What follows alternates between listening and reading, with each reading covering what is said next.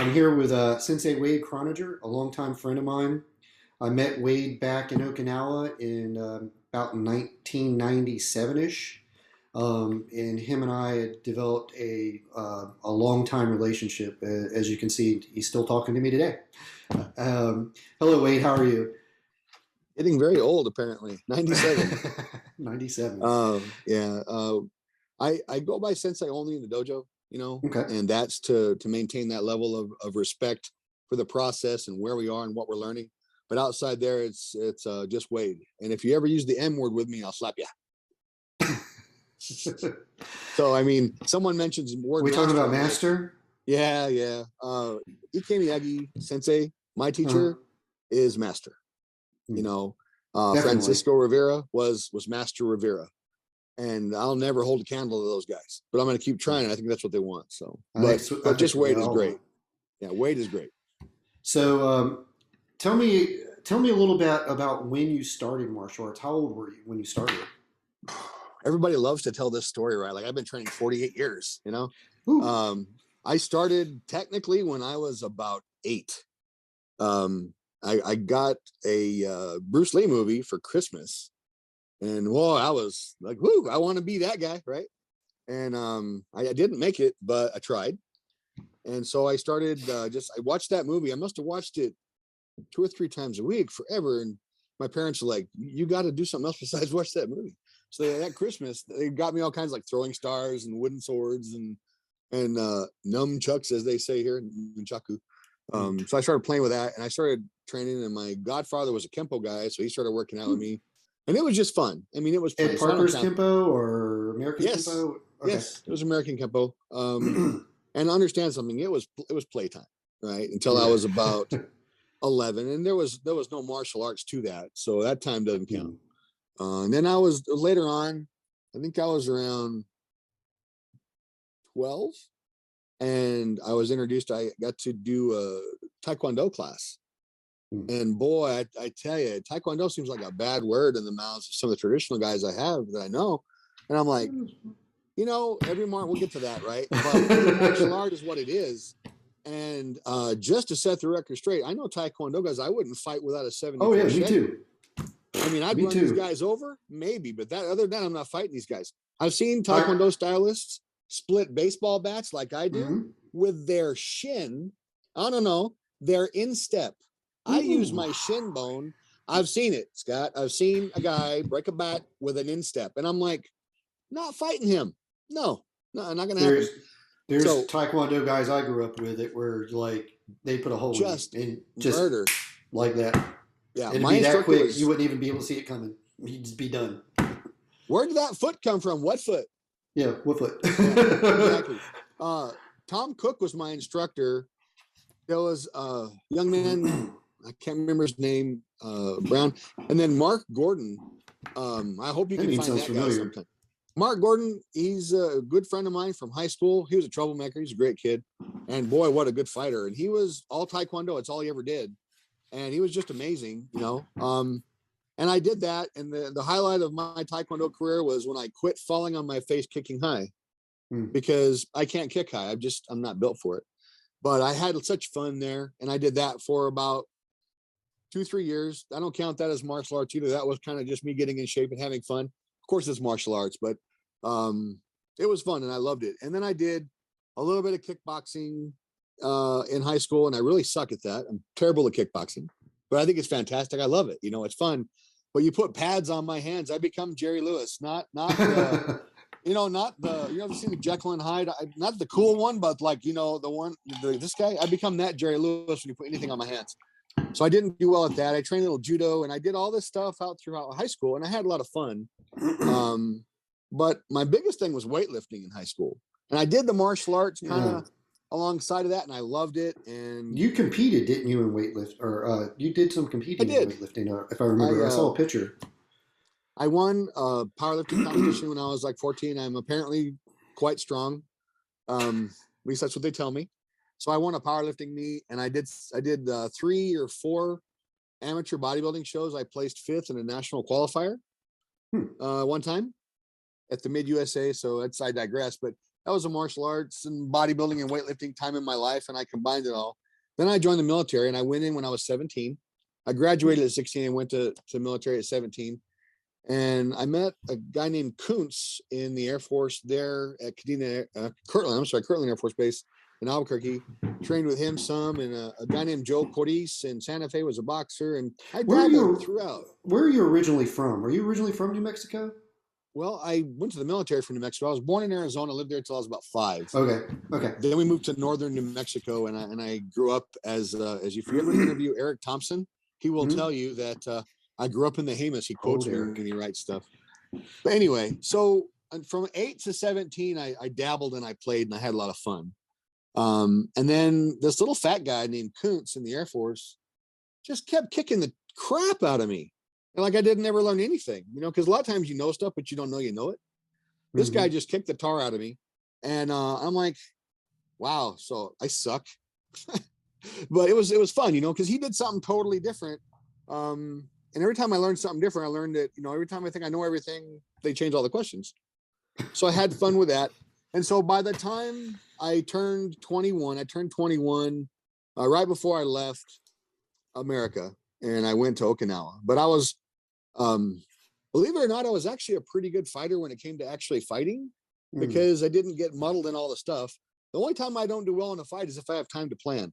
Then I mess up. Yeah, everybody does. If I just get caught by surprise, I'm fine. If I got by surprise, I'm fine. Long story short, I turned 21. I started bouncing in the bars, and you know how that butterfly effect works, right? You meet a person, and then you meet like that. And I met a man named Wayne Clark, who was a bouncer and a manager in a strip club. I started working there, and he hired me even though I was the little guy at 210. I was the little guy, and he hired me because of the way I answered the question. He said, "Are you a badass?" And I'm like, "No." "Can you fight?" I'm like, "Well, I guess if someone hits me, I'll fight back. So sure." He goes, "Why should I hire you if you're not a badass and you're not sure if you're a fighter?" And I said, "Well, if you lose, I'll lose with you." And that was pretty much it. So, and I got in some very nasty fights in that place.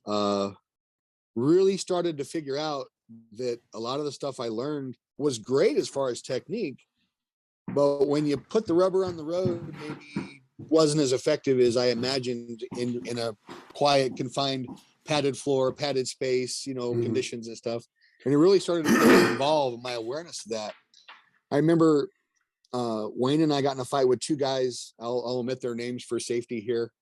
But they were mechanics in town, well known. They made a lot of money, and they went to all the strip clubs. And I remember kicking this guy in the groin, and he didn't know that he got kicked, and I nailed him. He was on some chemical enhancements, shall we say. So I don't mean to digress and talk about strange stuff. Oh no, you're fine. That's go there. There was this awning, this ramp. So I hid behind a pole after I kicked this guy because I was scared to death, right? Kick him in the groin, no effect. So I'm like hiding behind this pole, and it was very comical. He went to hit me, and he hit the pole. Didn't even phase the guy. He hit the steel pole. So I'm like, man, punching this guy in the nose, punching him in the stomach, cracking his ribs is going to do absolutely zero. If I don't stop this guy from breathing, if I don't keep him from being able to see me or being able to mobilize, I'm dead. And so I continued to, quote unquote, try to fight this guy, which is clumsy and embarrassing. I was 21 at this point. So martial artist hadn't quite evolved into me yet. I was pretty strong. I got very strong. And I was willing to take a punch and give a punch back. And if I landed a punch, it went well, unless the guy couldn't feel it. Long story short, I got help. One of the DJs came out of there, and we started tussling around with this guy. We ended up running his face into the side of a Buick and denting the Buick with this guy's face. He went to the ground. And I remember just getting tunnel vision because I was so scared. And I'm stomping on this guy's ankles. I'm dropping axe kicks, which that was one thing that actually was fairly effective. Right back to Taekwondo, right? But by the time this thing had happened, there's blood all over me. This guy's blood. I kicked this guy in the face multiple times, and he just didn't even know he was getting hit. So eventually the cops pull up, and the cop draws on me. He's screaming at me. And then Wayne came up. He started saying my name, and it kind of broke me out of my tunnel vision. And that fight went on, Scott, for it felt like an eternity, but probably 10 minutes. Wow, You know, that's a 10 long minutes fight. or more. I was exhausted. I was on pure adrenaline and fear because I was scared to death. I'd love to tell you I was the tough guy victor in that one, but I got lucky. I got help. And if I didn't know how to effectively keep his weapons from being effective, or When if I you say didn't know weapons, what do you mean? okay, his hands. Okay. I got to break fingers, right? Or he'll grab me. I got to take out an ankle so he can't stand up to reach me. I got to hurt a knee. I got to hit him in the windpipe. I have to take an eye out. I have to rupture an eardrum because that way his balance is off, even if he doesn't know his balance is off. Mm-hmm.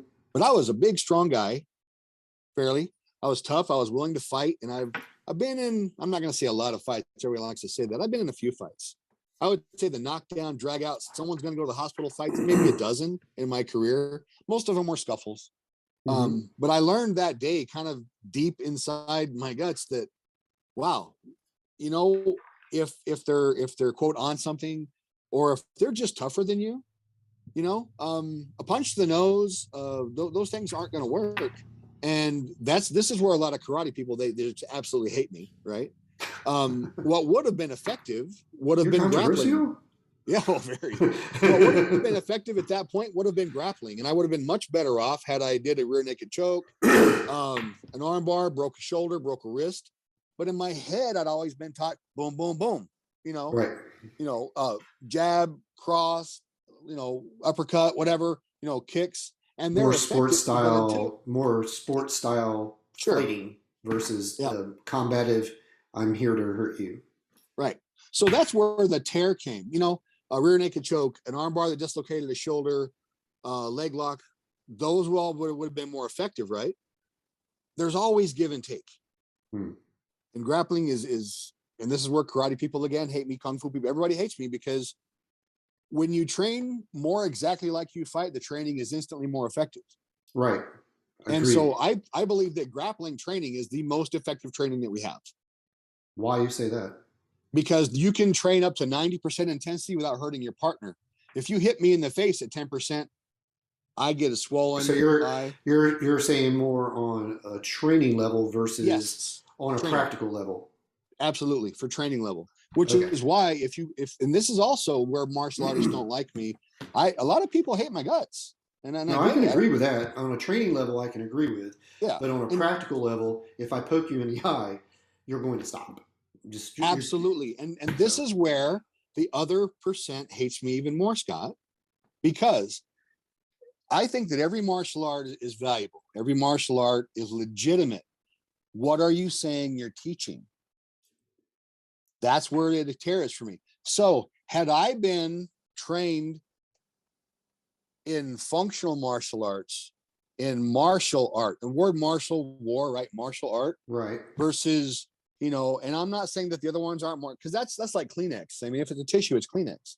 Right. So they're all martial arts. Hold on a minute. Right? This is a towel. I'm using it as a Kleenex, so it's a Kleenex, right? They're all martial arts.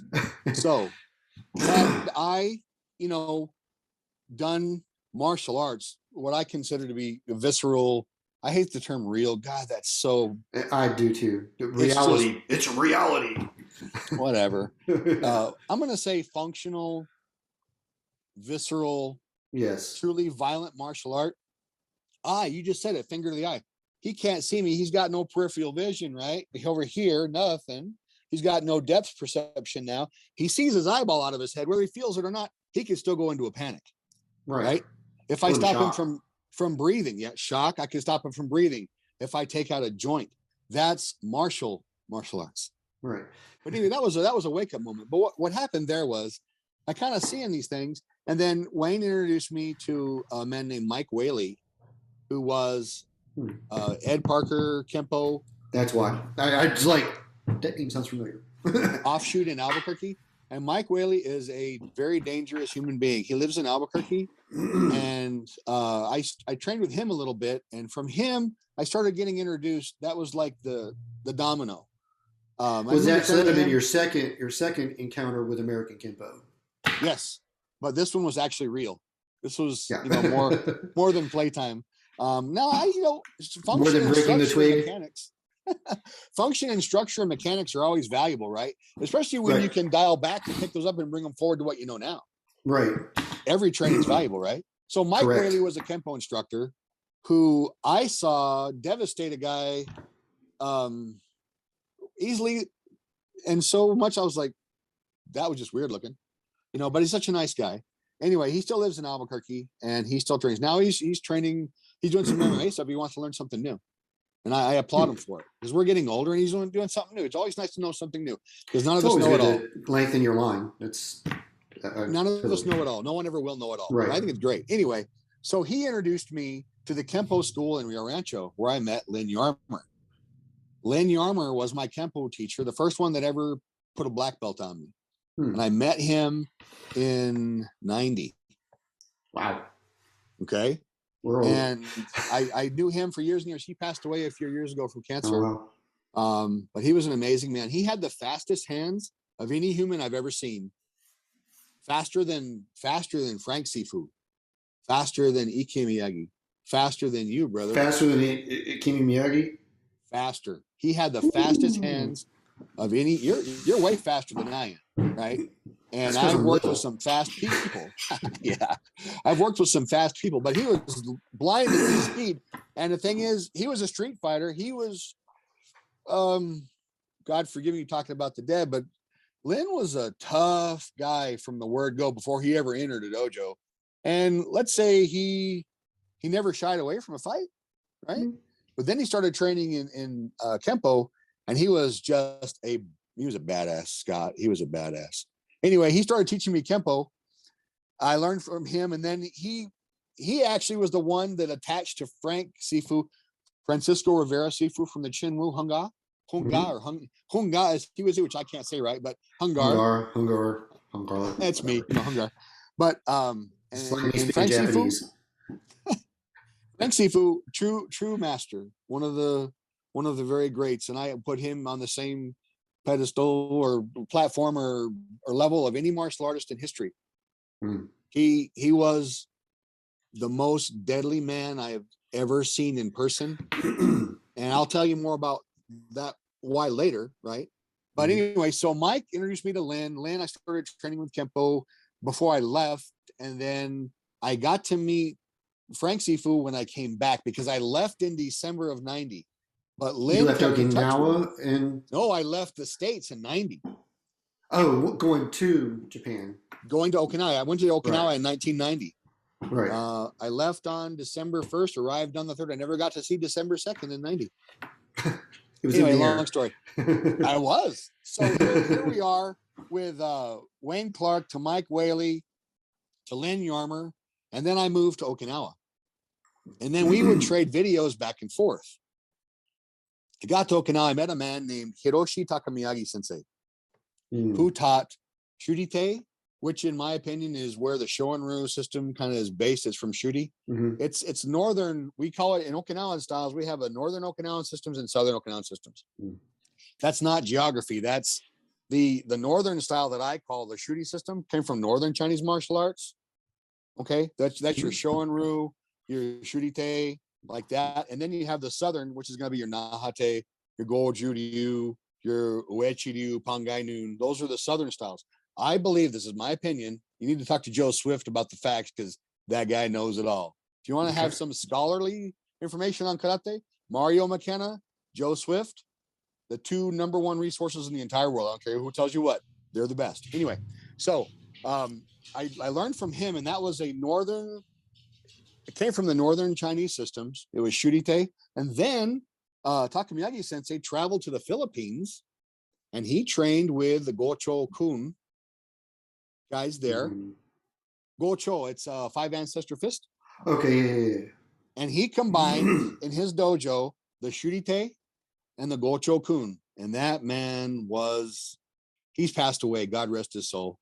He was just an amazing martial artist. And I studied in his dojo for about 2 years. And he was very mad when I left because I refused to test. Well, I don't care about belts. I never have. But what I eventually learned is belt rank is not for the student, it's for the teacher. That allows the teacher to say, that is my success. That's my product. He's a fifth degree That's a good way black to look belt. at So it. anything he produces and achieves is based on my teaching because he carries a rank from me. That's how as a teacher that you spread your system forward by producing rank with people and people that have achieved something. And he Mm-hmm. said, you leave your same as a Nidon, he would tell me. I don't want to I fall into that trap of speaking broken English when I'm quoting them. I need to get away from that. But he said, you're the same as a second degree black belt and you're leaving me with nothing. And I'm like, what do you mean I'm leaving you with nothing? He goes, you're leaving me with nothing. You've taken my skill, my technique, my system, and you're leaving me with nothing because you're walking out of here without recognizing that you got anything from me, but you're taking it with you either way. Huh. People don't think about that. Yeah. And this guy That's wasn't a ranked deep. for money guy. That's deep. And I it's okay if I tell little stories here and there. Oh yeah, go for it, bro. Okay. I always love your stories. Well, the best part is they're true for the most part. That's why I like them, because I know they are. But Takamiyagi Sensei, he had a little office built in the corner of his dojo, and he's talking about fighting, because I would ask him American questions, right? How about a real fight? How about this and how about that? Because I'd just been exposed to martial arts that were vicious, from that July forward, right? So for 6 months, 5 or 6 months, I had seen for the first time in my mind a martial art applied like a martial art. Talking to Lynn, talking to Mike Whaley, and other people that I came to really love and respect, including Wayne Clark. Wayne Clark had almost zero formal training. He was 6'4", 390 pounds. Good God. And he had a fast foot. Anyway, he was a beast. But anyway, so I'm gonna digress a lot. That's the ADD kicking in. So sorry. All right. Anyway, so Takamiyagi Sensei, I would ask him questions and he would give me a demonstration. I'll tell you about when I met him. But right now, I said, well, so why is it this or that? And he goes, you demonstrate power. I'm like, what do you mean? He goes, demonstrate power. And he had this little office built in the corner, right, with wood, like a trim wood, like a 1x6 nailed to another post. Dude, he split that board nailed to the surface of another board. Holy crap. Yeah.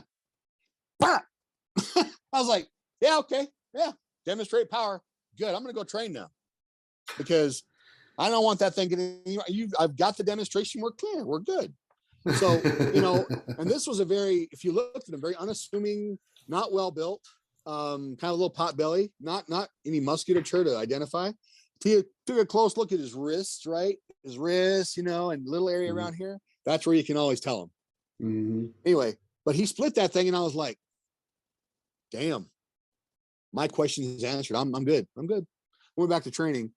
So what I would do is I would film in his dojo and I would, with his son, we would train on weekends and I would record stuff.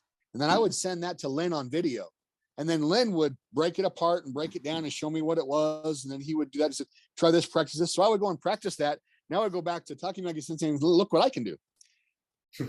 And then I would take that and I would get this and I would take it back to Lynn. So Lynn would break it down. And I'm sure Lynn was working with Frank Sifu, right? So I'm getting this collective of these great minds above me. And I'm pulling stuff from all these people trying to gather information. And that's how I started building my technical repertoire. And I liked the technique. I like building the technical aspect of the arts, because hopefully, we spend all this time training and learning, and the percentage of us that is ever going to actually have to fight if we live a normal life is super low. Anyway, so I would train with him and I would get information, I would think, from Frank Sifu via Lynn, and I would bounce it off of him. And eventually he got upset with me because I was learning at my teacher, Takamiyagi. Hiroshi Takamiyagi Sensei, and I would start pulling things from the drills that he wasn't teaching. Because I got like, where did that come from? Yeah, and I really made him mad a few times, and so great martial artist. But I found myself being at odds with the limitations he was placing and not wanting me to know certain things, and he had his reasons. Like I said, very nice man. Great martial artist, but he at the time was not fond of Americans. He told me he didn't like America. He didn't like Americans, and the only reason he agreed to teach me was he wanted to spread his style. You know, I can I see think that. later on that maybe that changed because he met more and more Americans and he got to see that most people are good, no matter where you're from. Right. I don't care what your religion, your color, where you're from. None of that stuff matters. Most people are good people. Very few people are not good people. Right. None of that Like stuff matters. let's So move to anyway, how you went to into your Okinawa, like your meeting. Oh, you know, I always butcher his name. Sensei he came Kimi Yagi. Yeah. Okay. Miyagi. What happened there was I was with my wife and we were walking our dog at our new house. We had moved. Is that the one you had with the fence, the little gated fence that you? No, yeah. That's it. Yeah. Exactly. Okay. That's the house. Anyway, Ike Miyagi says Dojo's right around the corner. We're out walking the dog, and I Oh, hear that's this. right. I forgot about that. The third floor, I hear this Yeah. thing. I was like, "What is that?" Look, there's a sign right 40 feet in the air, Karate Dojo, and I'm like, "Hey, we gotta take the dog home." Took the dog home, walked back, walked upstairs, and my wife and I we walk in, and I see this little man, you know, five, yeah, little man, 5 foot. What Sensei's probably what 5'5", I think. Yeah. If Ish. Five. We're gonna call him 5'5". You know, about 165 pounds of muscle, right? pure Doing forms, hardness. and I watched him do forms, and I'm standing there like, well, this guy moves like ice, just ice flowing smooth and His sharp, timing and is something that I've like yeah, it's something to be like awed, you know, it like, was oh my god. scary. You know who he Yes. reminded me of was Bolo Young with better balance. No, he really did. I get it. Yeah. I can see that. You know, so I'm watching and he invites me in. So nice and so polite. He invites us in. So we sit down in a little meeting area. You've been there. We've sat there and had a beverage, right? We've sat there. And I watched class and I'm mesmerized, man. You know, it was more in tune to me. The way I move, the way I'm built, and the way I'm structured. It's like at Takamiyagi Sensei's dojo, the Gocho was more suited to me. The Shurite, the northern stuff, because I don't have your balance and your speed. Your shape. Yeah, you know. I'm not saying no. I mean, like you got a lot of meat, and I don't. I'm more like a squirrel, right. And you're more like the bull. That's the difference. Yeah, buffalo. Yeah, you know. Anyway, so I watch him move, right, and I asked him at the end. I said, "Wow," because I wanted to train there, and he says, "Okay, where are you training now?" I'm like, "How you know I'm training?" And he looks at me, and goes, "Where are you trying?" I told him, I said, "You can train here once you tell that teacher you're not training there anymore. You have to tell your teacher. You have to be respectful. You can't train here and train there." Said, "You have one home in the martial arts. You can go visit, but you don't move out. You don't move out. You don't move in. You don't keep two homes. You got one place to sleep. You got one bed. You got one home." So he said, "Tell your other teacher, then you can come." That helps me to understand. So, and I would tell Sensei, Ike Miyagi Sensei, I would tell Sensei every time I went anywhere, because that was out of respect. Because I'm going to go train at this dojo, and you know, I trained in over a dozen different dojos. Oh yeah, I know. You knew everybody there. It was, again, why did the Discovery Channel reach out to you to go to all these different places? Because you could get them in the door. Blind luck. but so I went back and I did stop training there, and he was so mad when I told him. Did you tell him who you were going to? I told Takamiyagi since I was leaving. Yeah. Did you tell him you were going to go study Goju? No, I just said I was leaving. Oh. You know, I didn't. First, I have to say that with my training with Ike Miyagi Sensei, that's my core. And you used a perfect word, in my opinion, is a framework.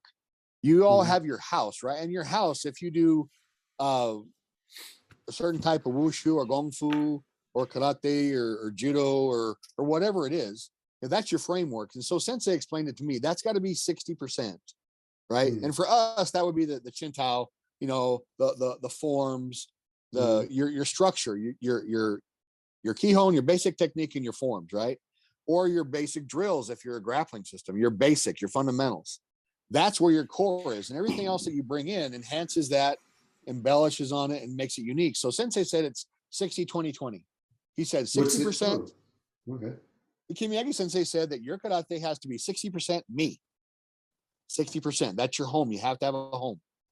20% is going to come from what you did before, when you train with grapplers, when you train with this, when you train with weapons. That's 20%. And the other 20% comes from you. Are you tall? Are you skinny? Are you fat? Do you have vision problems? Do you have a balance issue? Do you have things like that? So it's 60, 20, 20. And I've always believed that he was spot on. I've never heard that before. That's good. I like that. That's what Ikemi Sensei taught me. And like with me, I don't know if you remember, I almost died in 17. You mentioned it. I vaguely remember, but I do remember you telling me. I had sepsis, systemic, and I almost lost my left leg, and my right leg was getting bad. And if they didn't stop it, it would have killed me. Was it from an accident? A disease. Okay. I inherited a disease biologically. Okay. And so I've had 4 surgeries. They removed all the veins from my legs. I remember. Yeah, I have permanent nerve damage now. I don't have any balance anymore. My balance is gone. So you've been training under Ikemi Miyagi Sensei. Am I saying it right? Ikemi Sensei. His first name is Masaaki, and last name is Ikemi. Yeah, Ikemi Sensei. You trained under him for several years. By the time I met you, you'd been probably 10 years or maybe 8 years or so. I started with him in May of 92. Okay, so that had been April 92. I met him and I quit. I wasn't even a core yet. Yeah, and so I guess I was only about a year and a half with Ikemi Sensei, because May of 92 is when I moved over to Ikemi Sensei Dojo. I met him in April, and I started there in May after I quit my old dojo. So you were 6 years-ish. Six years when I met you, because I met you in 90, 97, 98, somewhere around there. Because I'd been out of the Corps for maybe a year or so, because I was working for the military car sales at the time. So okay, that's when I met you. How Discovery Channel found you, how that kind of transpired. I think it's interesting because I don't know the whole backstory. I know a little bit, but not the whole. Well, I'd been training with Ikemi Sensei for a while at that point. And for the life of me, I'm having a hard time remembering who. Someone sent them to me. Someone stateside that was working with them on the production gave them my contact. And forgive me, because I just don't. I've been hitting the head a lot, you know that, and no pads, right? No pads, headshots. I've seen you get hit in the head over time.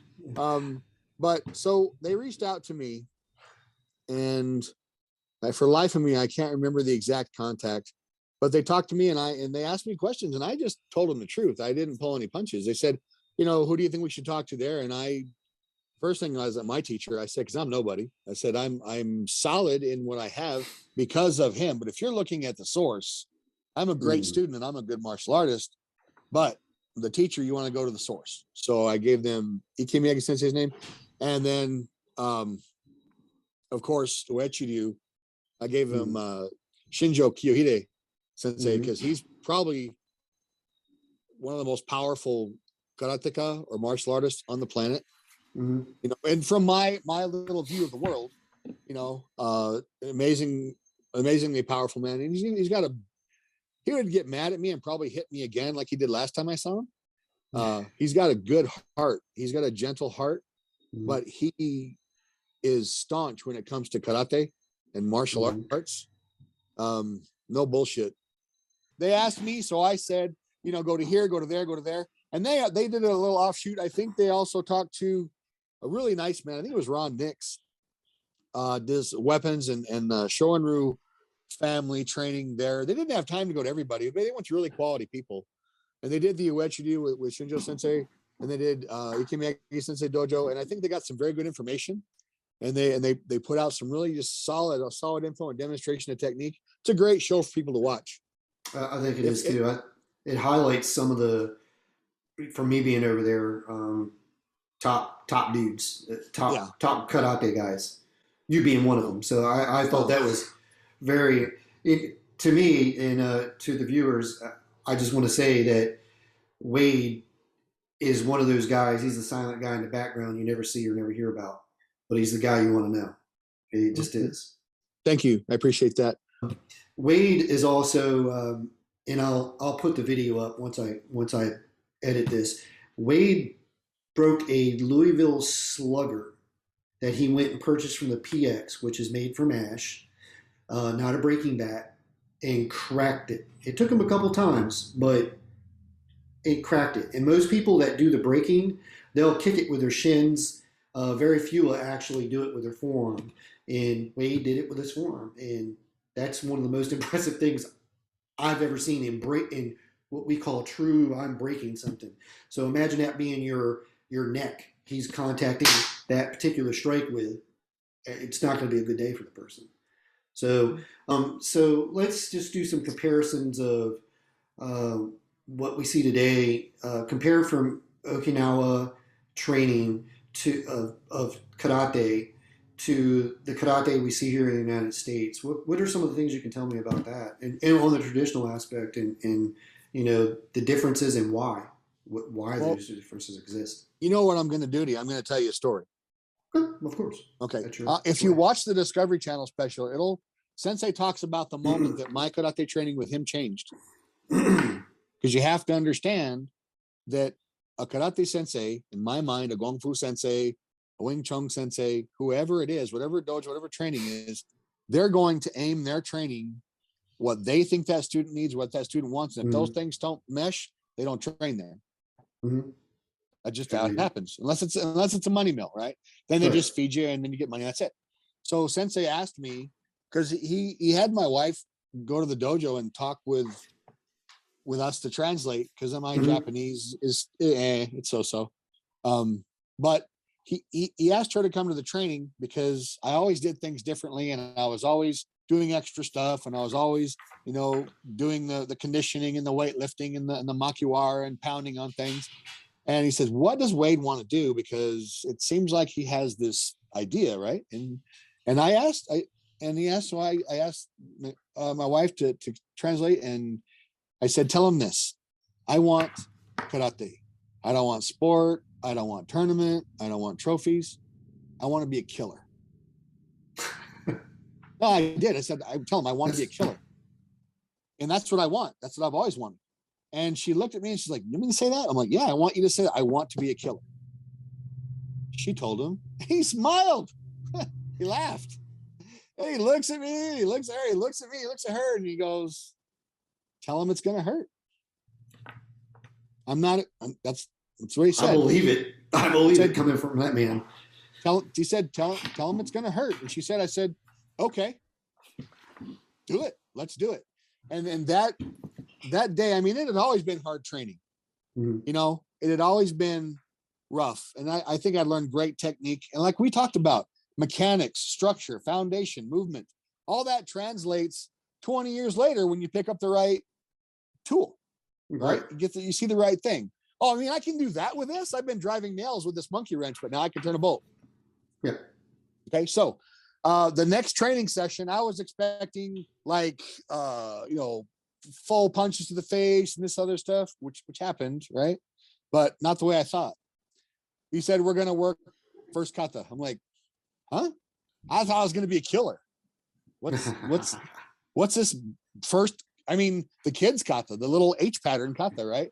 Oh, really? Wow. In every system at first. So I'm doing my kata, and I think I look okay, for a fat guy, right? So they say, I'm fat. I say, well, you know what they say about a fat old tiger? It's a tiger, right? Anyway, sorry. I'm sorry. He eats. Yeah, exactly. He eats. So anyway, so I said, I'm thinking to myself, I thought I said I wanted to be a killer, and you're gonna it was gonna be the same old stuff, just the kids form. So turn left, block, step, punch, step back, block, turn, block, punch, block, turn, block, punch, the thing. So I get down here, I go to the end, go this way, and as I'm coming back the other direction, when I turned, wow, how? Right in the face. I'm doing kata, right? He blasts me in the face when I'm doing kata. And I just I stopped because what in the world is going on? What just happened? I was in shock. I was in pain. It almost knocked me over. It snapped my head back and knocked me back. And I'm like, did I do something wrong? Did I make you mad? No, what's going on? And he says, why did I hit you? And I'm like, I don't know. Why did you hit me? These are the words, Scott, because there was nothing in the way. Kata after that day was very different. Kata then, you talk about the dog with no teeth. We had a discussion years ago. Yeah, I remember that discussion.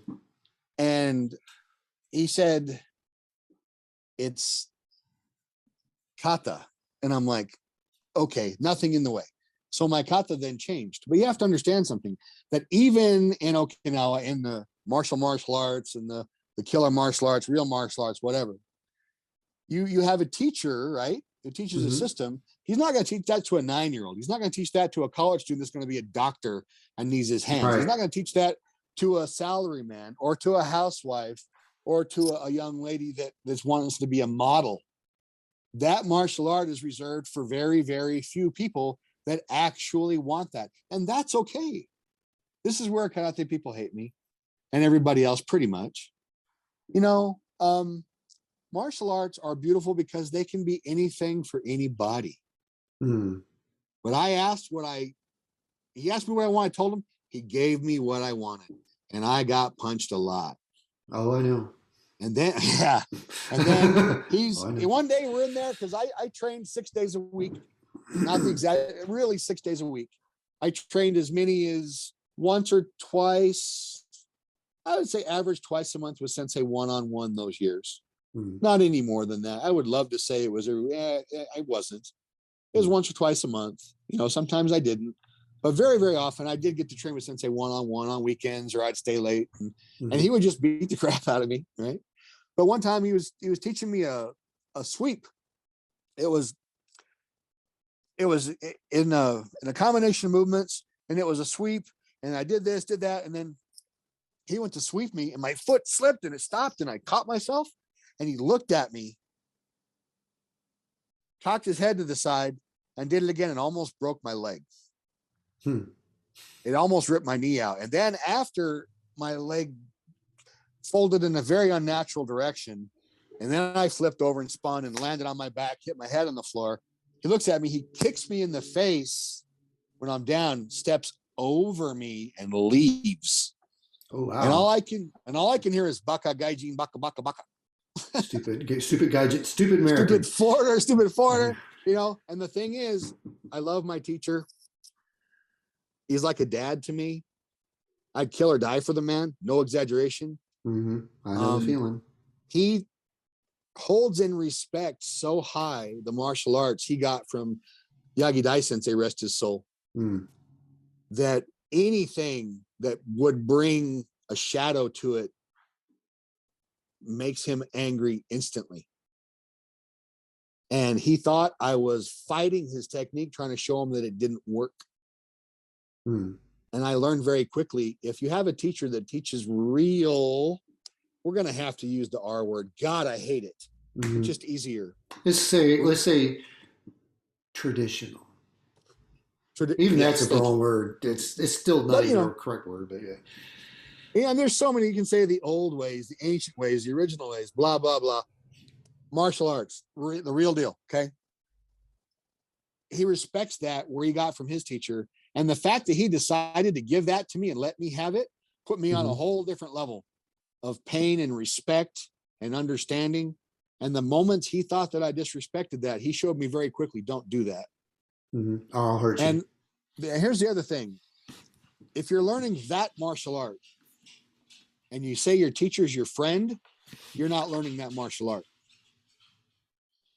Sensei loves me like a son. I love him like a father. I respect him like a father.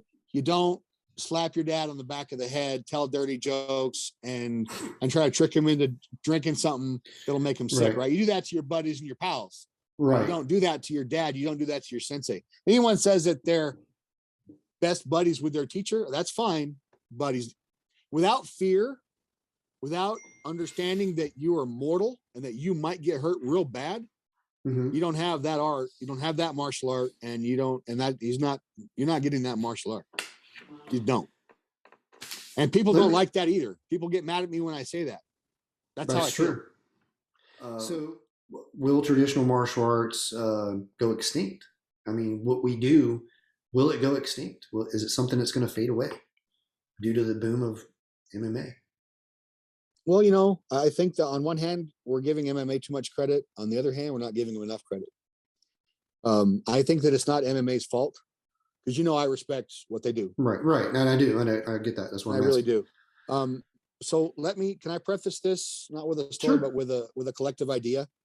Go ahead. Yeah, obviously. So martial arts to me is many things to many people, and it's everything and nothing.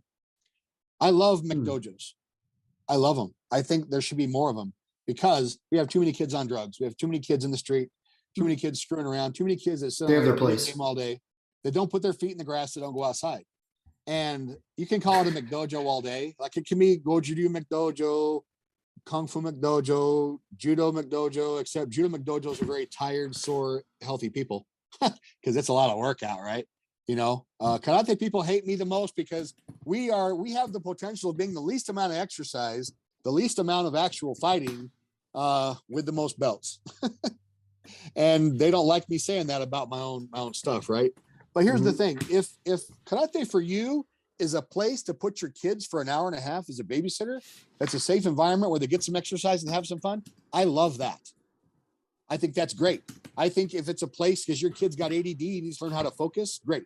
Your kid needs to lose weight and they need to go to a karate place or whatever place and go do that. If that's what you want and you're getting it, why not? Okay.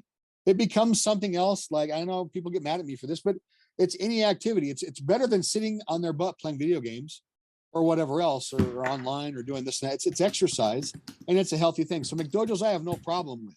I don't have a problem with sport dojos that train for trophies, that train for health, exercise. I have no problem with MMA schools because they can lose weight, you can get healthy, you can get stronger.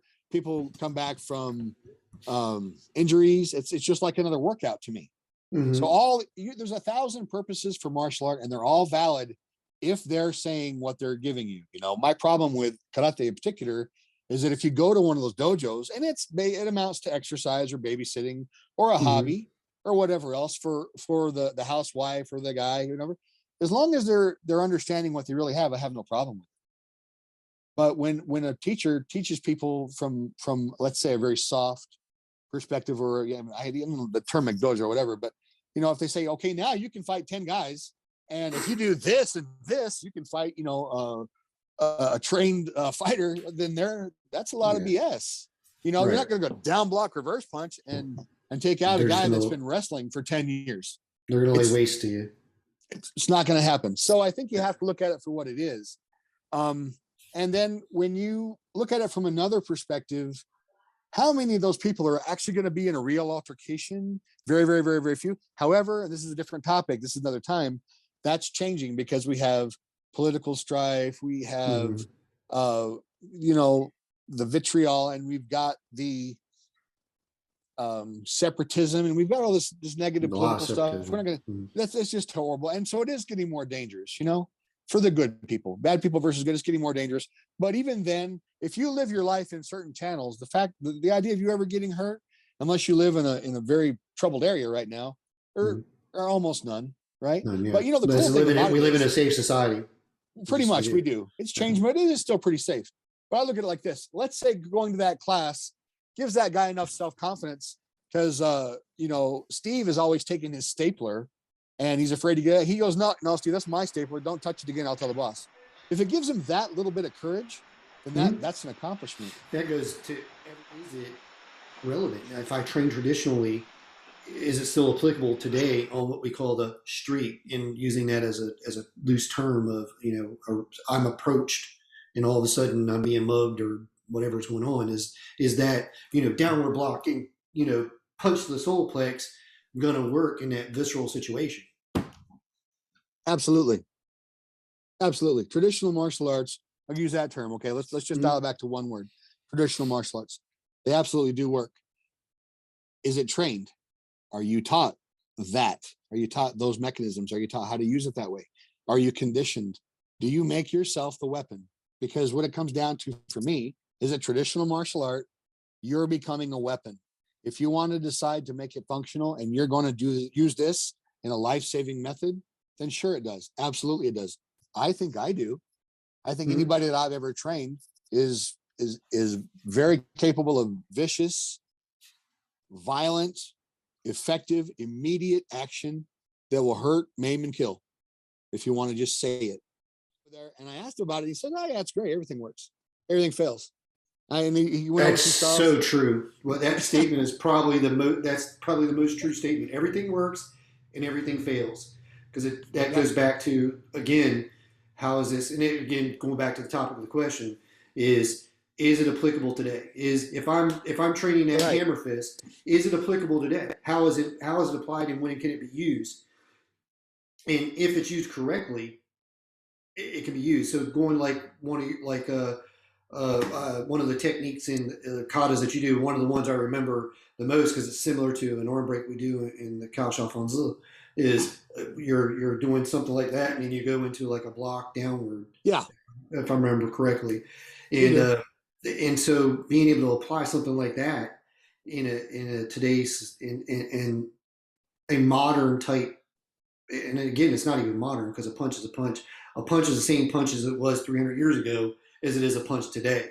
It's just, how we're delivering it, who's delivering it, and, what hodgepodge or amalgamation of martial arts they train. And do you know what it does? Do you know what it does? Right. Okay. So I'm recording this. You take a style that had, like, let's say when it first started, only had like maybe one form, and then maybe developed a second kata and maybe a third kata, and that's all it had for many years in its feudal time and its feudal state. And then now all of a sudden you go 100 years into the future where we are today, and that form now, that style has 10 katas and 15 weapons and all this shit, and you're like, how did we get there?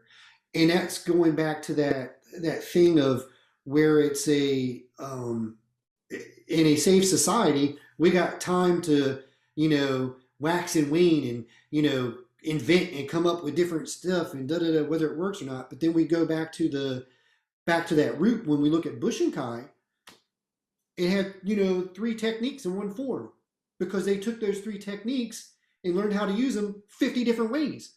Like Bruce Lee said, I don't fear the dude that knows 1,000 kicks. I fear the dude that knows 1 kick and has practiced 1,000 times. And that's what I believe the traditional martial arts was. I trained over and over again, hammer fist, hammer fist, hammer fist, hammer fist. And I've done it over and over again. But damn it, you come at me, you're going to get fucking hammer fist. And it's going to hurt, because I know how to apply it 500 different ways, because I've practiced it 5,000 times. That one same technique. Thing, Scott, same thing here. Same thing here. I do back fist, back fist, back fist, back fist, over and over. And you know what? I have talked about that and worked out with my teachers and those similar things. If you look at a champion wrestler, there are 3 techniques. Yeah. Any Olympic champion, he has a sit out, a reverse, and a takedown. Yeah. Everything else is one of those techniques. And everything else gets to one of those techniques. Everything else. That because it has so many draws to it, it's very, very popular. And I think that people that have gone to it that don't know anything about the actual traditional martial arts, I think that when you have something that's your livelihood, you have something that is the moneymaker, and it is what it is, they're going to promote that, because that's what they do. Like if a person stars in a commercial, they may not drive the Chevy. They're going to be in the commercial for the Chevy, though. Mm-hmm. Right. And I'm not saying anything bad about anyone. I mean, life is life. Right. I think, though, that in a real conversation, that any fighter that understands a finger to the eye, a broken finger, those things, I'm going to bite you. I'm going to tear your groin. I'm going to put, if there's a soft spot, I'm going to put something in it of any part of mine that'll fit. Right. I'm going to hurt you as bad as I can, as quickly as I can, as permanently as I can. It's a very different scenario than any kind of sport fighting or any kind of martial sport, things like that. So when I boil it down, everything is respectable as long as you're presenting it honestly for what it is. Correct. And I think my that point. Martial artists, karate guys, whoever, and if you put those sports all the way at the top, as far as anybody out there that's not training in actual combative arts, actual survival martial arts, actual bite, claw, poke the eye, stick something in the person, hit them with their girlfriend kind of fighting. Yeah. No, seriously. Yeah. Pull the girlfriend in front of them, That's my shield. I'm not going to hit her, but I mean, if she's in the way, you're not going to hit me. Right. So, I mean, we're talking survival. If you separate that, that's me, right? That's me. I don't care about trophies. I don't care about money, obviously, because I don't have any, right? I don't care about that fame. I keep a very small dojo, and I'll talk about that in a second. I think if you separate me, you separate us.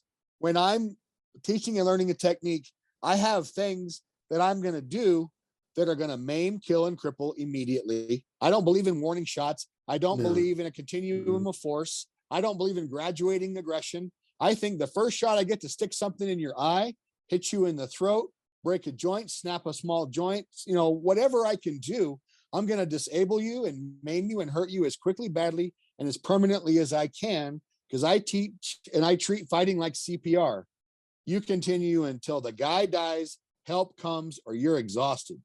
So that being said, I'm a very respectful person, and I don't want to hurt anybody. But if someone makes me at this point, it's going to be immediate and it's going to be decisive and conclusive. Because I'm not an athlete. This goes into exactly where I want to go into the next. I can't fight for a half hour.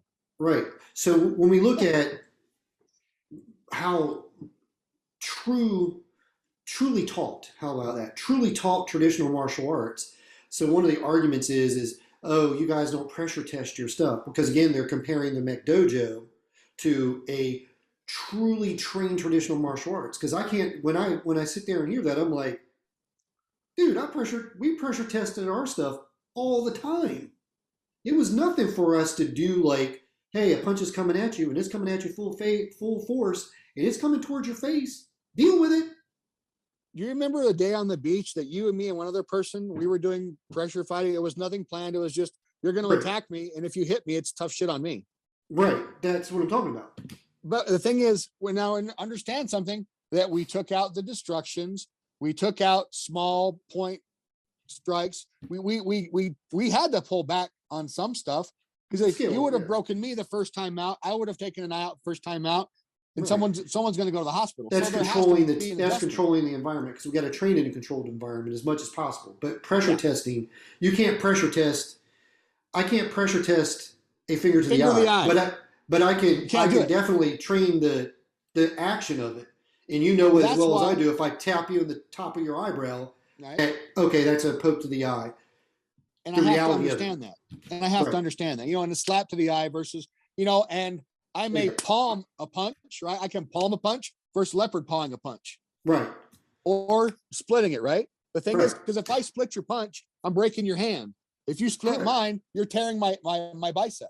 Mm-hmm. And how long can you fight that way? Okay, so understanding that, the couple things I want to say on that. If people tell me, oh, we train full contact, I'm like, full contact? Yeah, okay. Do you use pads? No. And so you're training full contact with no pads. And then how are you training? Like I said, you guys really suck then. Because if you hit me, and this is where I'm pro grappling, and I am, right? If you hit me in the face here 50% with a bare fist, you have a hurt hand unless you train this. Yeah. Unless you train this traditionally, and you're able to go like that, and it didn't break. Oh, your phone. Sorry. All right. So, it's an oak desk. I hit it in the frame. It's fine. So, but unless you train for that, you're hurt. And if you hit me 50%, I can't see out of that eye. Right. And I can't. Well. And guess what? I work in law enforcement like you do, and I'm in trouble, right? Mm-hmm. Now, how did you get hurt? I mean, can you even go on the job? Yeah, you can't go to the field today. You can't see out of one eye. So there's where I think that people need to train grappling. They need to train it hard. You need to understand, because you can apply their techniques 95% going full out. You get great exercise, great interaction, and they can train it almost full force without hurting each other. There's a distinct advantage in the training. Right. And that's So, and again, and you know what? all things. And that's why in the world, okay, I'm not talking potential, I'm not talking us, I'm talking in the world, they're so damn effective. They're effective because that training is so, it's on the money. It's like it's going to happen, and they'll do it. Judo guys, that's why Frank sent me to the judo school. I'm not discounting what we do, Scott. I'm not. I think though that there are very few of us, and this is why I don't want it to die, because what we do is real, it's visceral, it's vital, it's functional, and it kills people. How many people want that? If I'm going to fight someone that's a trained athlete, understand, I am 5'9", 285. Okay. Yeah, I've splintered baseball bats. I can hit with pretty good. Remember those games we used to play down at the seawall and stuff? You know, the little punching games and all that? Yeah. You know, and I can probably hit pretty good with the next guy, you know, so I can punch and all that stuff. You know, so a punch is a punch and a kick is a kick and all that. But the thing is, I'm not conditioned to fight for a half hour. So when that punch comes at me, I'm breaking a finger. I'm sticking something in your eye. I'm going to grab and tear part of your face. If I can find even just an ear, if I shove a finger in your ear hard enough to rupture your eardrum and cause blood, if I can sink a first knuckle of my finger into your eye sockets and put you in shock and snap those little bones so the blood runs down inside your sinus cavity, if I can unhinge your jaw, if I can do all those things, I am going to F you up as quickly and as badly as I can with no remorse. If you're going to touch me, you're going to be sorry, because it's not going to happen the way you think it's going to happen. And that's combat, right? So you know, they're different animals. But for someone that does that side, that is the ultimate expression of non-combat martial arts, to just badmouth the traditionalists on the surface, that's where I don't like it. That's where it's a lie. That's where it's not true. But you know, the only way to find that out is to end up in the hospital, in a grave, or in a jail cell. Right. Because here's the thing, I don't do this for ego. I don't do it for money. And I still teach people. And, you know, I teach a lot of people that, you know, my average student is a 5th or 6th degree black belt from somewhere else, law enforcement, high-speed military. I have trained military people for many, many years now. I trained a young man who was going to Iraq. And he came back and he said that the training that he did with me saved his life. Because he went to the bathroom one night. He's in his untied combat boots, boxers, wife beater, and dog tags is all he had on him. He's going to latrine. There was an insurgent in the camp. He met him, and the guy had a knife. And my student survived, and that guy didn't. That guy died. And he told me, he said, if you didn't train me the way you trained me, I wouldn't be here. Because of the pressure. That's my whole thing. A true traditional martial arts school will pressure. They pressure test. We do. And I think that's what's not being really put out there that we do. Not. My opinion, you know, I think if someone, let's say they're training in an MMA dojo and they're accomplished and they're good, they've got, you know, they call it stand up, right? Hands and feet. Right. If they wear shoes, they don't kick. If they don't wear shoes, they kick. And it's functional, you know, and they train really hard and they have good techniques and they're great with the grappling. So in the big world, their survivability, functionality, let's say, with an attack, with a mugging, whatever, is probably at the very top of the non-martial martial arts, because they're broadly skilled, they're conditioned athletes, they're not afraid to take a hit, they're not afraid to punch. They're tough guys. They're extremely tough athletes, you know, and they're pretty viable in street fights, because you know, you and I see it all the time on the job. Right. So I'm not taking anything away from them. What angers me is when they take it away from us on face value, and it doesn't work, because I know it works because I use what I use in those same fights. I work in law enforcement. I stopped the attack in the prison, you know, and I've done all these different things in my life where I've fought people with weapons. I've fought multiple people, and I've used what I've done, training the way that I train, and it comes down to it. And then I don't spar. I never have, because Sensei said, you know, the way I teach you, you're not allowed to spar. I said, because I'm not going to have you putting people in the hospital on accident. And I'm not, That you know, that goes to the line of thought that I was just because you're taking me there it's is a so different animal. It's just a right. different, it's a different thing. So when you look at you remember you asked me to you had heard that I had a heavy punch and you'd asked me to hit you Yeah.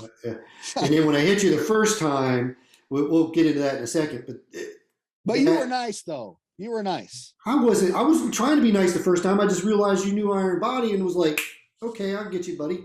The second one you said you're never hitting me again. I'm like I thought so but Well, that was anyway. that Faji shit.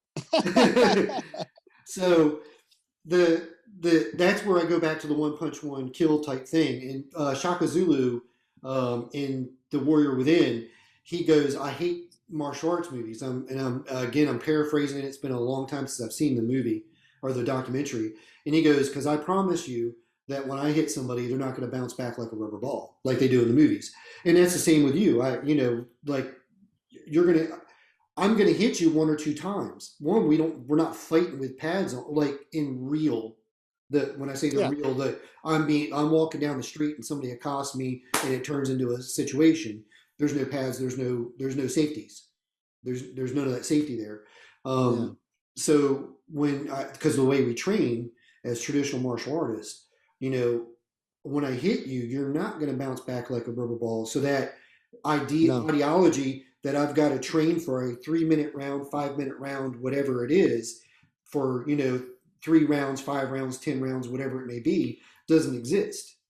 I'm going to hit you one or two times, and this fight should be done. And if it's not, I need to step back and regroup and go, okay, what's going on here? This shit's something I need to come at this a different way. Let's pick up the trash can lid and smack this dude over the head with it and see if that stops. Sure. Go ahead. I'm sorry. Another part about that, Marcus Friend, my student, hits harder than I do. He does. He's a 2-time national champion wrestler. Mm-hmm. And he used to bench press 500 pounds. And he trained with me for many years. Really? I know he's a big dude. Yeah, but it's like, he was a monster. When I met him, he was like, ugh, he was yoked. And Ricky brought him to me and said, I want to train with you. And I looked at him and went, why? For what reason do you want to train with anybody? Just, squish him like a bug. But he came and trained, and he worked with me on the grappling because he was, again, 2-time national champion wrestler, honest to God. And so what we did was we just put all the extra bulging teeth into his wrestling, and now he's just vicious, right? Didn't he do some MMA? Yeah, he sure did. He did. Yeah, I think he did. I remember. And I've trained many MMA fighters because I love what they do. When I say MMA, he fought in a he did. He fought professionally, amateurly type thing. Like the cage fighting, they called it cage fighting back in my day. Now they don't call it that anymore. Yeah. But the mixed martial arts, that sport, right? Right. And I've trained, I don't know, more than half. And again, where's his root? His roots in traditional arts. Even the wrestling is because if you look at Greco-Roman wrestling and where it was used, and it was used in the arenas and stuff like that, it's still, and that gets us into that another. We'll go. Obviously, we're going to have other dialogues where we talk about different things, the difference between traditional and what that all means. Some of these rabbit holes that we digress into, or we go off into. Getting out of that real quick, but I love MMA. I think it's fantastic. I love it for what it is, but I hate it when it tries to pour poison in my well. Right. And all these guys that I've trained some top level guys. And I'm not going to throw a lot of names out there or anything, but guys that are, I've trained with professional wrestlers and other girls like that, and they'll tell me like, this stuff is absolutely sick. And I'm like, yeah, but that's why it's not done. You don't do this. You can't. You can't do what we do. Feed his family in a sport. So, let's say this guy on the street that comes to get you and you dig into him. He doesn't feel it.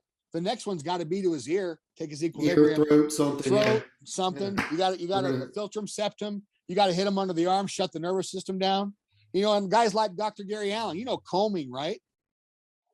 Combing, that would cheat, combing with the combing, the brushing. Okay, yeah. He's a chiropractor. Actually, no more. He's an acupuncturist for sure. Does some chiropractic stuff. He was one of original Bill Packer / Ed Parker Kempo guys back in Albuquerque from the 70s, like forward.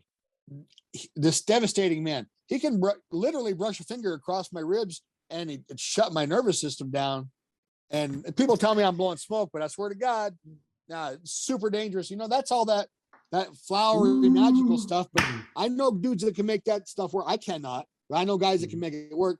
And I have watched. Okay, I'm going to digress. I'm going to hop. I'm sorry. Forgive me. You're good. I watched a trained grappler, rear naked choke, climb on, just grip it on Frank Sifu. Let him do it. Drop the shoulders, exposed everything. You know what I did right there? You know what I did, right? Mm-hmm. And he's choking and choking. And Frank's, he softened he pulled his everything in. He just smiling. He's sitting there. He's controlling his breathing. The guy started to shake because he had it on for like a full minute. Yeah, he was fatiguing out. And Frank's watching us, and he grins and he goes, "Are you ready?" And he just, and he did the, he did, he did this one, right? He did this one, and wham, he slammed the guy. And that guy was just like, he was terrified. He's like, what the hell just happened? I had you in a full-on choke for a full minute, and people are out in 4 seconds. You can't. And the words you can't kept coming out of his mouth. And Sifu says, it's okay. But when people tell me you can't, I've seen guys with my own eyes, you can.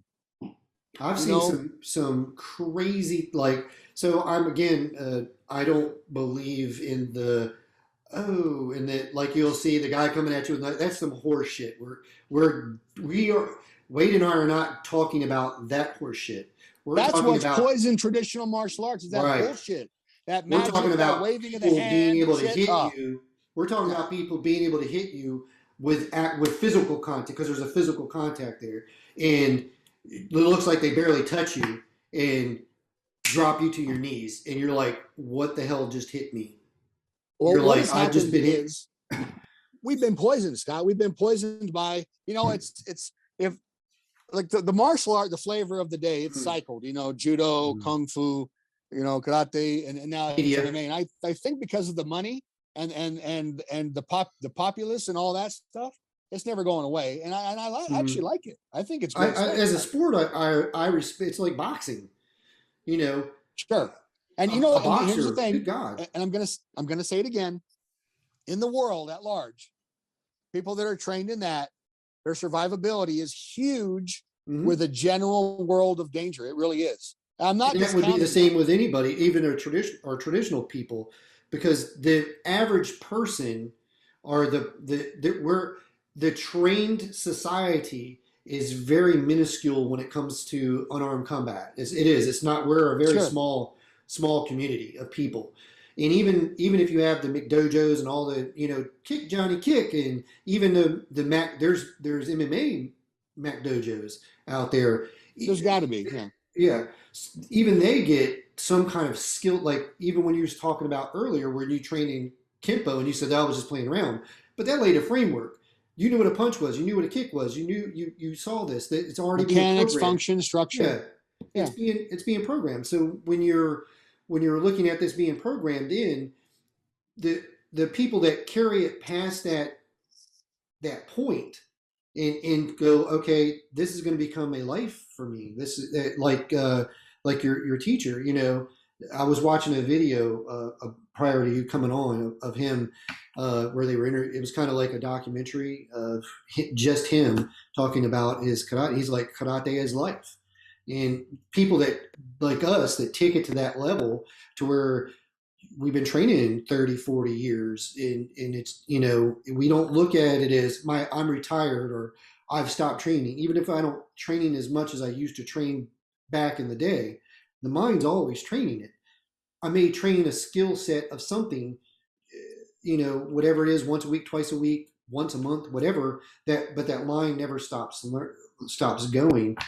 That those people are few and far between. But you take these people that have trained even 2 or 3 years and they never train again, somebody's just not going to run up on them. They build a reflex, and you put something in front of your head, instead of taking it in the eyeball, they take it on the arm, and maybe they survive. So all training's valuable. All training is valuable. Exactly.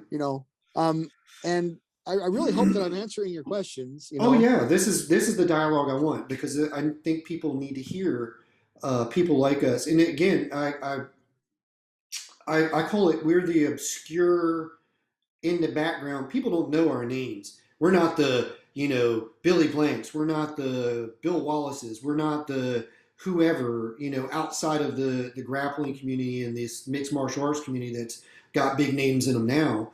That, we're not the Ron Van Cleefs of the day. We're not the Shaka Zulu of back in the 70s. We're not these guys that were able to be in movies or somehow come to some type of fame where our name gets to get noticed. We're these guys that really, really trained in the backyard, punching on trees, hitting on shit, getting the shit kicked out of us by our teachers and our other fellow students. That, hey, you punch me in the face, it's not going to go down like you think it's going to go down. I may not flinch. There's an analogy that I'd like to give you on that. If you put mittens on a surgeon, you're not going to get very far as him helping you, right? Right. So, I mean, if you put pads on me, if you give me limitations, you tell me what I can do, you're putting mittens on a surgeon. And you only need the surgeon if someone's life is really, really, they're going to die without it. And that's kind of what we are, in my opinion. And again, I think that and I go back to it because I know that people are going to try to get the wrong opinion sometimes, maybe of what you're doing. And I know that you're not being poisonous and you're not being vindictive, and you're not being petty, none of that stuff. But people are going to read it like that on the surface. They just will. That's how people. I know, and I know you don't, but I do, right? Because I care about the world. I care about the world, but at the end of the day, if you're going to throw down challenges, be prepared to back them up. No, I get it, and I don't, and I'm not saying that you don't, but I'm softer, I guess, is what I have to say. I don't know, but you know me. I'm a realist. You are, you really are, and I respect you so much. Right, I do appreciate it, and I'd run you over with a car too, just so you know. So when I look at that, I really believe that what they have is valuable, and that it's going to be popular forever, and that it is functional, it is viable, and it works. But and at the same time, when they come to me and they say, well, what you do doesn't work, I look at them and I say, well, I'm not going to kill you to prove it. And the thing is, I've had many people from that environment come to me and train, and I've actually had a lot of challengers end up being my students. Yeah, that's how it always happens. Oh, okay, come on, you do what you do, I'll do what I do, and we'll just see what happens. We'll play it out. And I'm getting older now, so I'm not as capable as I once was. Well, I remember when Nick came back to the dojo, because the first night when Nick came to the school, he's made, he's awesome, right? He was like a 4th or 5th degree black belt in Tang Sudo or something, kickboxing. Oh yeah, I forgot about that. Yeah. Really, really strong, really fast, all these things. I said, well, just train with us tonight and see if you like it. And he couldn't close his hands at the end of the night. He could barely walk. His legs cramped up kicking me, because he kicked me so hard that I think his feet stopped working. He had a hard night, and he's all bruised up and he couldn't move his hands. And so he told a friend about it. His friend said, oh, that's all BS. And that's just that fat guy, right? So when he came back with his friend, and I said, look, I'm busy. We're trying to get class going. So why don't you two fight me real quick, and then we'll get going with class. And that's back when I was stupid, right? And he goes, yeah, sure. So I mean, but I didn't do any bone splintering, I didn't do any fingers to the eye, but and you know what I did when you hit I knew what he's coming in, and I didn't want to hurt Nick. I didn't want to hurt his friend either, but his friend just came out full blast. So I floured the hand, and then I think I collapsed his leg. I just dropped one on, and then I think I came down, and if you watch this one, I think this and this with Nick, so I wouldn't hurt him. Anyway, so the guy's on the ground and he's angry, and I said, so do you want to train here or not? And Nick's like, hell yeah, and his friend's like, this is bullshit. And I'm like, well, okay. But you're going to go, right? So we can train. So, so it is what it is, and it does what it does. And that's it. I love what I do. The thing is, you know what? Not everybody needs a surgeon. Not everybody wants to be a surgeon. Right. But I don't want to see what we do die. There's a very small part of the population, especially professionals, that want to explore and develop and preserve and learn what we do. Because what I do isn't very pretty. but I'm really good at it. Right. And so that would bring me to one of the other points is if you look at the evolution of the cage fighting, UFC, that kind of stuff today, most of the fights are not even won by grappling anymore because they realize one, uh, grappling with somebody uses a lot of freaking energy. I'm fighting for 5 minutes. How many rounds do I have to go? So I think it dominated the scene in the beginning because you had a lot of these martial artists that never trained in grappling. They lived in their box, their karate box, but now they have to go and fight in this box where they're not allowed to do 70% of the techniques they train, and they get grappled to the ground and they're like, oh shit, I can't put his eye out because that's what I would do if I'm on the ground grappling with you. I can't bite you. Oh, you've got to get nasty in a hurry or you're done. Right. And so I think that, but when we look at the evolution of this, that you got, and I'm being on the modest end of 70% or more of all UFC fights are won by a knockout or ground and pound. They're not being won by a choke, a rear naked choke, an arm bar. They're just not. And I've watched them. I've sat there and watched, and you got dudes doing crazy shit, running and jumping up off of the side of the cage, and then kicking the dude in the head. And everybody's like, "Oh, high kicks don't work. That doesn't work." He just did some shit that they do in the movies that worked in the cage. Yeah, this shit don't work. If you get hit in the head, you get hit in the head. I don't care how. Right. It's like, you've got one dude. So it's the two black guys. I guess it just happened. I don't know. I watched the. I don't like watching the whole fights. I like watching the clips because I want to get to the meat. I don't like to watch all the back and forth stuff. So I like watching a lot more of the clips of the UFC stuff. And so the dude did a side kick and he trapped it. Hold on, that's a traditional trap. Wait a minute, that shit don't work. Okay, well, I digress on that.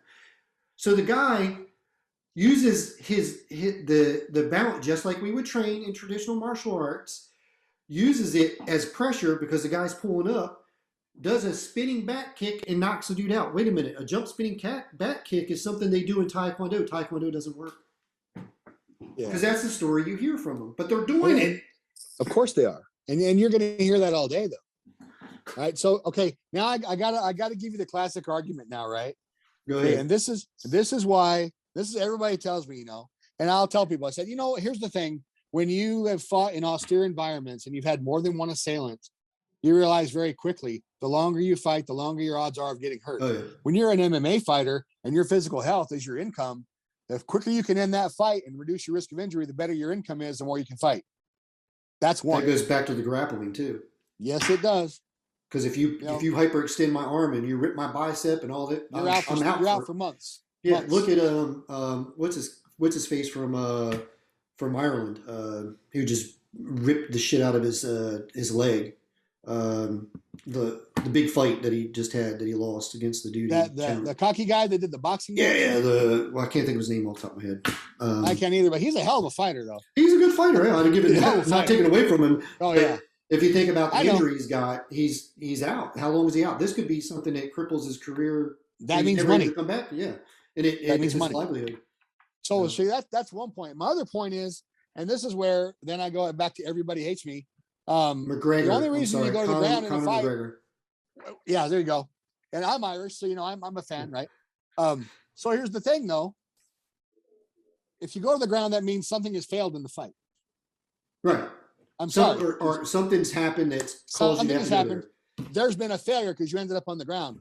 Because when I've had fights with multiple assailants, if you lock up with somebody, their friends are hurting you. Okay. So now, but you know what? The flip side of that argument is where the karate people hate me again. I tell them, you have to be prepared for grappling because if someone locks up with you, you're useless. And if you can't get away, you're useless. And if someone locks you up and you don't know how to deal with grappling, you're screwed. You're done. And they fight that, they train it, they're strong, they're conditioned, and they do that shit like it's clockwork, and they're badass at it. So I'm not saying that you have to be a grappler, but you got to respect it. You got to understand how to deal with it. Mhm. And you got to know you ain't doing that shit on an athletic level because they're going to screw you hard. They're gonna eat your lunch. You're done. If you can't deal with them on a vicious, malicious, immediate, intentful way, they're going to eat your lunch every day. Mhm. And they will kick your ass over and over and over because you got to hurt them to win. You're not going to win them in a passive way. Oh, I punched you. Oh, I'll be good. I got you in a wrist lock. My ass. They're not going to stop. First thing I'm doing is I'm snapping a finger. Yeah. If I get your joint, attention quickly, I'm gonna. There's. You want to see my wrist lock? You know my wrist lock? That's my wrist lock, and you know that's how I do it, right? Because this is gonna go. That finger's going in the eye. That's coming here, and I'm gonna keep doing it until I'm exhausted. But I'm gonna hit him as long as he's not hitting me. right? And even if I get grabbed, their argument, so this would be their argument. Well, I'm going to go in and I'm going to get that. Go ahead and commit 2 hands putting around my waist. First of all, I wrestled in high school. Okay. You know, so that's again going back to the training. And again, I don't think that not all martial arts contain everything we need. Like one martial arts, let's look Praying Mantis. I'm just throwing one out there. I don't think Praying Mantis has everything you need to deal with all situations. Because if again you're training with only Praying Mantis guys, and you're not experiencing somebody who does Fujao Pai or Hungar or the dude who does Swijiao. Swijiao is basically the form of judo for Chinese martial arts, and that's that quick. It means quick throw. So like the San Show that you fought in. You're right. So if am I saying it right? Yeah, San Da, San Show. Okay. It's the same. So if you're not training or exposing yourself to this to see what they do, the day you run up on it, you're going to be like, oh shit, what the hell? And that's what you had happen in MMA. Let me tell you why I disagree with you. Oh, I disagree only in one aspect. I think that this has everything you need if you see it, but you're not going to see this by only doing someone else that does this. That's what I'm saying. You have to realize, That's what I'm saying. We I agree. think it's in there, but you have to discover it. Right. You have to reach outside. But you know what makes me so damn mad is I love this, right? I see a guy come up, right? You know, and you know me, this is me, right? Because I want to eat something. Bring me some food, right? So so one of my students is here, right? And he's like this. And so a guy comes up and he comes into a wrestling stance. He's a wrestler. So the student drops his hands and he goes to a wrestling stance. I'm like, why are you fighting this fight? What are you doing? You fight your fight, not his. Respect what he does. Learn to deal with what he does, but because you're not a wrestler. So I see all kinds of, I could be a boxer or be a kung fu guy or whatever, and they'll be like ready to fight. And so the wrestler comes up, so they lose their whole identity and they shift to a wrestling stance. I'm like, hey, secret, you're not a wrestler. So you're going to lose if you fight as a wrestler. Yep. But people don't want to admit that they have to adapt to other things. So I'm just going to do what you, you know, here's the thing. And boxers, I don't care what anybody tells you. I see all kinds of karate guys that tell me, well, I'm just going to do a high block. Shit. I'm going to do this. And I'm like, that boxer has already hit you up. That boxer's already hit you 15 times because they go pop, pop, pop, pop, pop. And you know what? If they do a trigger, I'm going to do some old language here. Most people watching this won't have any idea what I'm talking about. The trigger step, right? Oh yeah, I know. That's that whoop, jab that hits like, what the hell did I just get hit by? That's a jab. That hit me with. So they're going to fight a boxer and they're going to go like this and they're going to get just trounced because they've got no respect for the science of understanding that everything works. And then no one's going to fight just like you fight. Exactly. Nobody. So I agree with you. That's one of the things too is when we look at katas, I don't know if we touched on this, but so if we look at a kata and I'm using Japanese words. That's fine. I speak a little. Me too. Qintao, right? Qintao, is that right? Qintao? I don't know. I don't speak Chinese. I think Qintao and then is Chinese and then I train in Taekwondo. Skoshi. Yeah. Anyway, our useless forms, right? Our useless forms. our useless forms. So we take those and this is how I view it. So we do this form or kata, and we're learning it. And like you said, your teacher when he punched you in the face, why'd you get it in the face? Because there was nothing there. Because we're gonna when we look at a particular form or whatever, you have to be in the like that guy threw that exact punch textbook at me for me to do the high block reverse Never punch gonna happen. step exactly. So Never gonna happen. so it's not training when we're training these katas. This is what the non traditional MMA guy because they're training katas. They don't realize it, but they are because you're using a live person to train the technique. It's just techniques. Yeah. Techniques. So the technique of so we look at that. I'm standing here, and somebody all of a sudden comes up and tries to grab me from this side, and all of a sudden I step back and I do that downward block to their bladder, right? Because that's what I've trained to do. But I understand that this isn't necessarily a block. It can be an attack to the bladder, and then all of a sudden, because now they've got their arms around me and it weakens that, and I've scooped up now that other arm, and now that's coming to the chin. Where is it? Where have I seen this? Well, this is in our forms. Sure. What is this? Yeah. You've seen people do this. What is that? Okay, well, there's that circular motion. I've hit you, gave me that 1 second that I need. Like, oh shit, this isn't going down like I thought it was going to go down.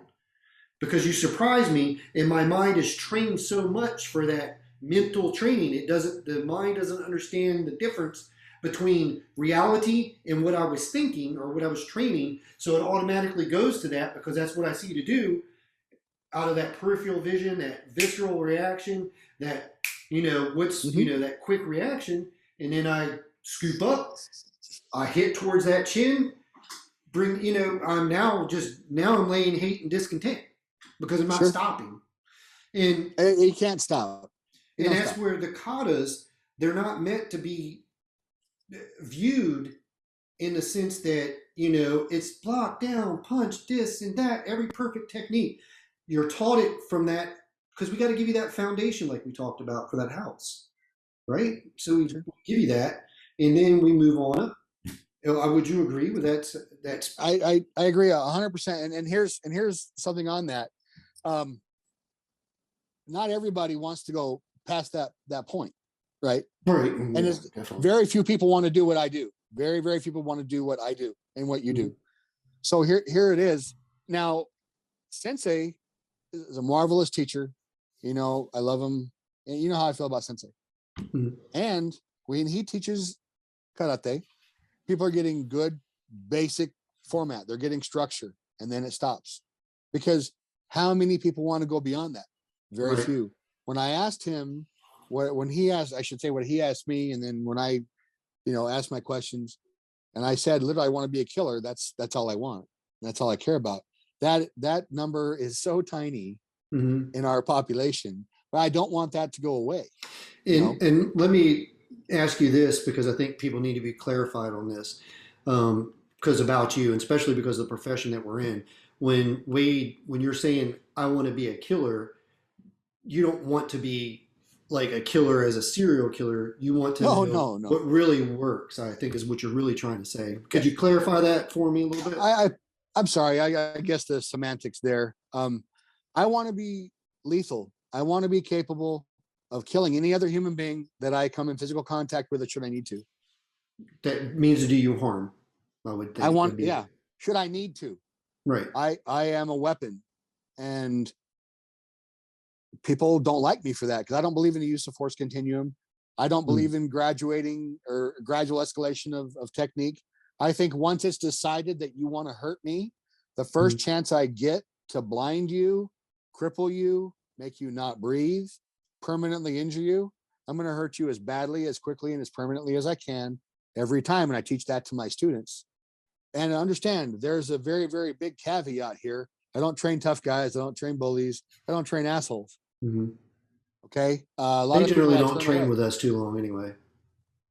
Nah, and the tough guys or whatever. And I've another shout out. I hate using that term, but I have to a good friend of mine, Aeneas Hernandez, who does MMA. He was a Golden Gloves level boxer in the Navy. Oh, Tremendous human, beautiful person, just okay. amazing fighter. He came to me as a trained boxer, as a trained grappler. If I had to grapple this guy, I'd last about 4 seconds. Okay, real quick. MMA fighter sees me in the gym, fat guy lifting weights, training in the martial arts section. And he says, "Hey, can you help me with something?" I'm like, "Sure." He says, I want to train this. I said, "Well, do you do leg kicks?" He says, "Yeah." I said, "Okay." No, he doesn't. No, he doesn't. I said, No, he doesn't. I already know where this is going. Practice your leg kick on me. And he said, and you know what he did though? He hit me really hard right off the gate. He was trying to drop a bigger guy. I outweigh him. Obviously, I outweigh everybody. But did you ask him if he was okay after he hit you? Well, he got so mad, he was flustered, and he was visibly shaken, and he was angry. He's like, I'm too busy for this, and I just got to go. I'm like, okay. Anyway, so he kicked me about 8 or 9 times, and I think he hurt his leg.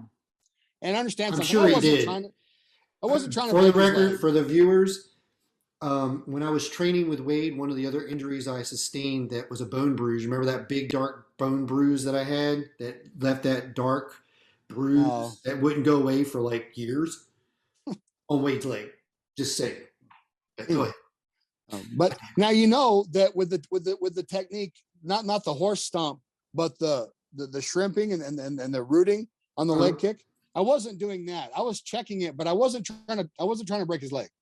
Okay, you were just checking it. I was just checking it, and he was just not used to that because people are used to people hiding from kicks, right? So anyway, scoot back or whatever.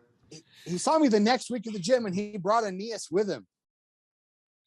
He was going to bring Aeneas in to beat me up because Aeneas is another big guy, and so he introduced us, and I'm like, "Oh, my name's Wade. My name's Aeneas," and we talked, and he says that you during last week and this and that, and I'm like, "Yeah," and so we started out with that, and instead of getting mad, he goes, "That's neat." And I was like, I found a good one. And he ended up teaching me a lot. He's a great boxer, and you know what? Versus somebody who respects, and that's what I like about you'll run into some martial artists, even if they're a sports stylist, they see value in a lot of, and someone I don't know, was it you or I heard, I don't know if I was watching I think I was watching a video where one of the guys that I was watching, he said all these MMA guys are classically trained people anyway. Most of them have trained in a classical traditional martial arts, and so it's changing now, but it was yeah. So I mean, a lot of your good ones. If you look at your better ones, you have a tendency. Machida or whatever his name is. Is it Machida? Yeah, he's classically trained traditional Japanese martial artist. Was it Shotokan he did? It was. That's where his roots at. And I'll tell you what, Shotokan guy will straight line punch you right into a wall. Yeah, I believe it.